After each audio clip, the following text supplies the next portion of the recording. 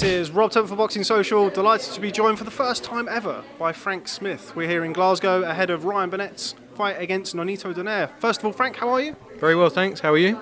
I'm very well, thank you. Glad to be doing this after all this time. What, this show? Interviewing you, of course. Interviewing me? Yeah, it's the first time. I only just realised. You get very close with the mic. Is that a problem? No, not at all. See, I like to put it in the shot because it looks good. When I put it here, People can see it. So, talk to me a little bit about this fight, Ryan Burnett against Nonito Donaire. Yeah, it's a huge fight. Ryan's coming off the back of his second defence of his WBA title, obviously, and I personally think coming down in the weight for Nonito Donaire at his stage of his career, and how fresh Ryan is, how young Ryan is. He's had 19 fights. I think Ryan's going to be too strong, too quick for him. I think he'll get the win on Saturday night and then move on to the Tete fight, early next year. Talk to me a little bit about that. It seems like all of the rhetoric the last couple of weeks has been about the weight for Nonito Donaire. Lots of rumours swirling around that he's going to pull out and be replaced by Paul Butler. Heard anything about that? No, not at all. He wouldn't be here. If he wasn't aiming to make weight. He's a professional. He's been in boxing longer than I have. So, he wouldn't be here if that was his plan. What have you made of the World Boxing Super Series so far? Bantamweight tournament is probably the most stacked of either series, the first series and the second series. Tete obviously awaits the winner of this fight. Inoue, spectacular 70-second demolition job. What have you made of the rest of the tournament so far? Yeah, it's been brilliant. I mean, even going back to the first season of the WBSS, it's been great for the sport. You came out, Usyk won all the belts. Now he's coming out to a massive pay-per-view fight against Tony Bellew to defend his titles. Callum Smith as well, built his way through. Now he's Ring Magazine champion, WBA Super champion, WBC Diamond belt as well. So it's been great. It's been great for the sport, great for the fighters involved. And the second series, as you say, it's another stacked lineup, 3 weight divisions this year. So many fights going on. To be honest, we've had a show every weekend that they have, so I can't actually say I've caught up on too much of it. But from the reports I've been reading, it's been a great tournament so far, and I think Saturday night's going to be no different. Anyway, it was only 70 seconds. You haven't got 70 seconds? No, I saw the knockout. I just haven't watched every single show that they've done, in all honesty, because we've had shows every weekend. So. Is this the toughest fight of Ryan Burnett's career? Obviously unified against Zakyanov, won the title against Lee Haskins. Nonito Donaire, while still knocking about at the ripe old age of 30-something, is he still the most dangerous test so far for Ryan Burnett? I think but Ryan's always stepped up to the plate. The Zanit Zakyanov fight, same there. He got the win, and I think he'll do that on Saturday night. You can't take away the experience that Nonito Donaire's got. But as I said earlier, I think Ryan's just going to be too fresh for him come Saturday night. It's only his 20th fight. He's a 2-time world champion at the IBF title. He's got the WBA obviously now, and this one's for the WBC silver as well, I believe. Ryan always steps up to the plate, and on Saturday night it will be no different. Talk to me about the rest of the card. Obviously the headline is Josh Taylor versus Ryan Martin. Just how do you see that fight going? I think Josh Taylor's a special talent. He's in his hometown as well. He's got huge support here, and I think come Saturday night he'll get the win as well. He's shown his talent in a range of fights. He even took on our guy when we promoted O'Hara Davis as well. He was brilliant in that fight as well, and I think he'll get the win Saturday night. And it's a great fight. It's a great show for the Scottish fans. Ryan Martin is trained by Abel Sanchez. Also trains Gennady Golovkin. Lots of rumours swirling around about Gennady Golovkin potentially signing a deal with Dazn. Wonder if you'd heard anything about that. Yeah, I mean, there's obviously Dazn's the place to be if you're in that middleweight division. We've got Demetrius Andrade now. Daniel Jacobs just won the IBF title on Saturday night, so for him as well to come across to Dazn after his work on HBO over the last year or so, and Canelo's obviously joined in with Golden Boy as well. So if you're in the middleweight division, that's the place to be. So I think Golovkin will be a very sensible decision to come across the Dazn platform. Now, we mentioned him earlier on in the interview. Callum Smith, obviously winner of the World Boxing Super Series. Has been a few rumours about Gennady Golovkin potentially stepping up to super middleweight to face Callum Smith. Could you clarify those rumours? Yeah, I mean, nothing really as of yet has been discussed as far as I know. But there's some huge fights out there for Callum. He's come off the back of a long period in the WBSS. You know, he's had 3 back-to-back fights. They had a bit of a break, obviously, between the semi-finals and finals. But they've been tough fights, as all the fights in the WBSS has, because you're putting the best against the best. So I think Callum will be back out in May time. I guess now looking at the schedule, April, May. So we'll see what happens there. John Ryder this past weekend became mandatory for Callum Smith's title. Is that the fight that you're looking at in May if, for whatever reason, a potential or rumoured fight with Golovkin doesn't happen? I think it's depending on the timing, so many things change in boxing. So there's a number of options. Now we got this US deal as well. You got Rocky's fighting Canelo on December 15th as well. Who knows what happens there in the super middleweight division? Hopefully Rocky goes there, gets the win against Canelo, upsets the odds. But he's going there to give it all, and that's another huge fight in the super middleweight division. So things change so quickly in this sport. John Ryder's done everything he needed to do. He went in there for that final eliminator, and I think you'll see news on what John's doing in the next sort of month and a half. Just want to talk about Dazn. Not somebody who's massively clued up on it myself. Hopefully you can enlighten me. With Golovkin now a free agent as far as having a platform, is it possible for him to do one-off fights with Dazn? I've read something along the lines of, I think Eddie said, if you want to fight a Dazn fighter, you have to sign to Dazn. Is it possible to do a one-off, or is it something that you would have to tie into?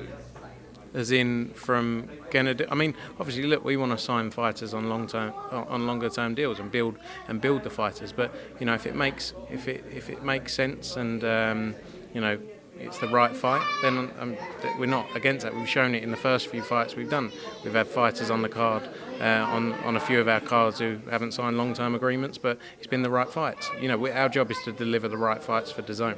So if it's a one-fight deal and it makes sense and Dazn are happy, then we can do that, and that's the strength we have. If it's a longer-term deal, I think it makes sense for someone like Golovkin to join the Dazn platform on a longer-term agreement, because you can really build stars, and you can really build fights in this middleweight division that last 2-3 years by having 6-7 guys in that division.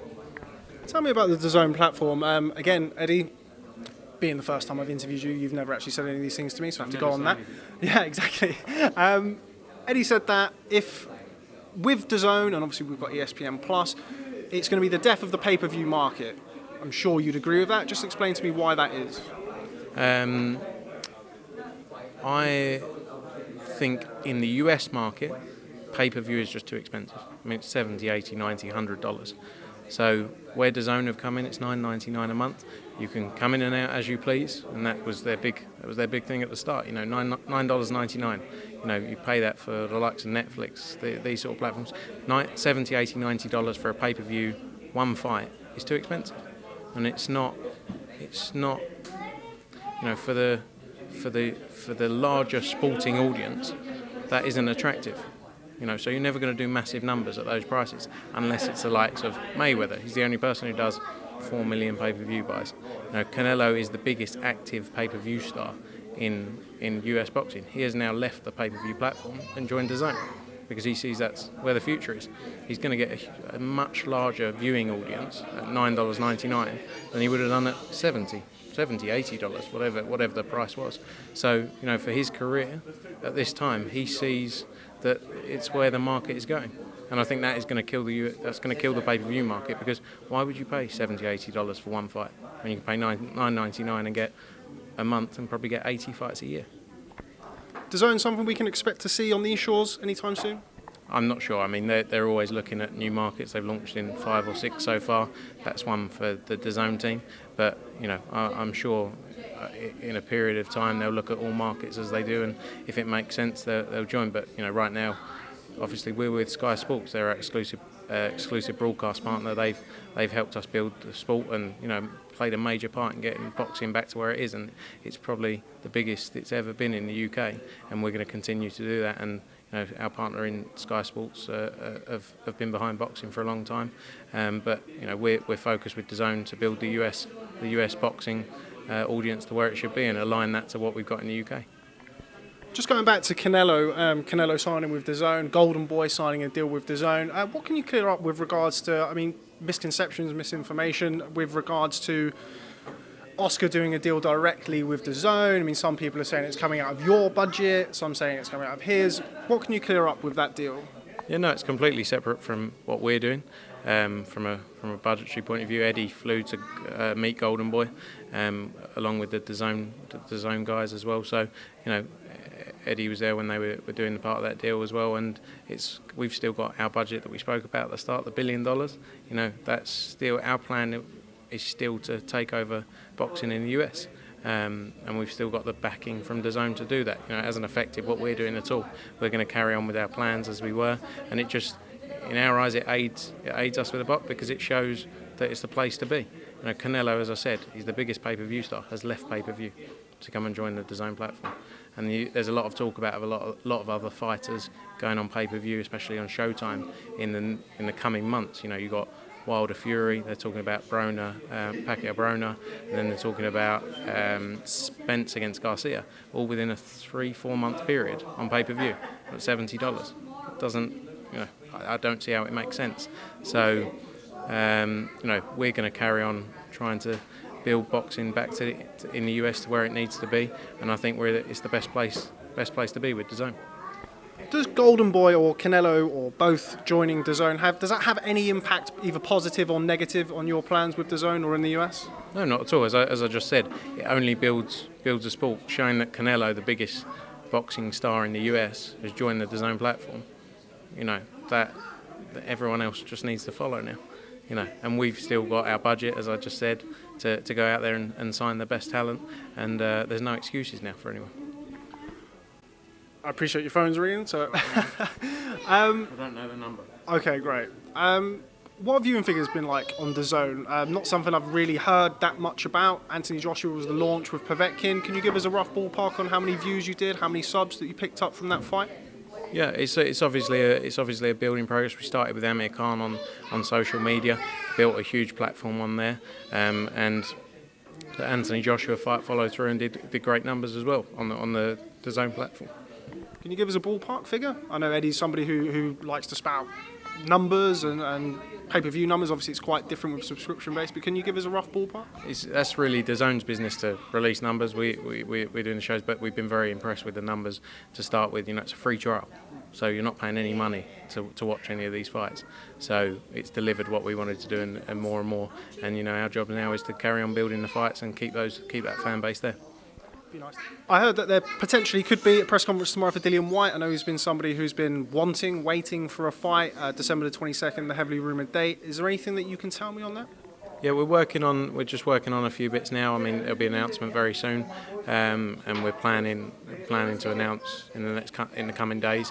But December 22nd is a date has been touted around, and that's the date we're going for. We're just working and finalising a few bits, and you'll see news on that soon. I was actually interviewing Dillian when the very public negotiation between Dillian and Dereck Chisora was made. 5 million. Yeah, the 5 million. What can you tell me about that? With Dereck Chisora joining up with David Haye, has that complicated the deal in any way? Has that shifted the goalposts at all? I don't know about the 5 million. I don't think that ever came off, to be honest. But yeah, we've worked closely with Haymaker Promotions from when we did the 2 Bellew Haye fights. I think they've come on board, and we've been working closely with them. We're just all working together to try and get it done. Travis Kauffman is fighting Luis Ortiz. Dominic Brazil. Jason Wellborn is fighting Jarrett Hurd. Let's stay with the heavyweights at the minute. Sorry, mate. That's okay, no problem. Eddie wouldn't have interrupted. Sure? Yeah, he would have, definitely. Travis Kauffman's fighting Luis Ortiz. Luis Ortiz was a fight mentioned for Dillian Whyte. That's now off the table. With Dillian Whyte, if it's not Dereck Chisora, it might well be. What other avenues are there possibly for him to face on December the 22nd? You said that again sorry, I just got a phone call as you said that. So if Dillian Whyte doesn't face Dereck Chisora, what other avenues are there for December 22nd? Is that the question? I think that we're aiming to get the Dereck Chisora fight made, and hopefully we can get that done. And then, that's the fight we want to make. Okay, and Sorry, I just keep getting messages. That's no problem at all. Just final I'm word. not like Eddie. Eddie stays off his phone during these. Can't do it. Yeah, Eddie's ruder to me than you are. Just next week, as we mentioned to him earlier, Alexander Usyk, another previous winner of the World Boxing Super Series, boxes Tony Bellew. Just a word on that fight before we go. Yeah, massive night for boxing, and huge night for Tony Bellew as well. Sorry, it's going again. Huge night for Tony Bellew to get the chance to win all of those belts, and that's what he dreams to do. And he's saying that after this it'll be retirement, and it's just going to be a great night. Usyk's a special talent, but every time Bellew's gone in there, stepped up, he has stepped up to the plate and he's delivered. He's going to give it his all. Both guys will, and I think it's going to be an unbelievable fight. Can't wait for that one. When you talk about upsets over the years, you've got Lloyd Honeyghan, etc. Where would this rank with great British upsets of all time? Tony Bellew, if he were to topple Alexander Usyk. I always think people sort of underrate what Tony's done in his career. He's gone in there the first. Oh, here he is. He said I was talking rubbish. He's gone in there and he won those 2 fights against David Haye, and a lot of people said he wouldn't win the first one. A lot of people said he wouldn't win the second one. Sorry, that's Shane McGuigan sitting there. So a lot of people said he wouldn't win the second one as well. So I think it will be a huge upset if he goes out there and can get the win against Usyk on Saturday night. Next Saturday. Bigger upset than beating David Haye the first time? Shane? Shane's going to answer. No, look, I think it's different fights in his career. Yeah, it's different fights in his career as well. This is David Haye. I think was a very personal fight for him as well in the first one and the second one. There was a lot of hatred between the two of them, and this fight here, for Tony to go out there and win all those belts is very special to him. So I think for him to win the belts will be very important. Okay, well, Frank Smith, it's been a pleasure sitting down with you for the first time, even though you've been on your phone for half the interview. Thanks very much for speaking to Boxing Social. Look forward to catching up with you soon. Thank you, mate.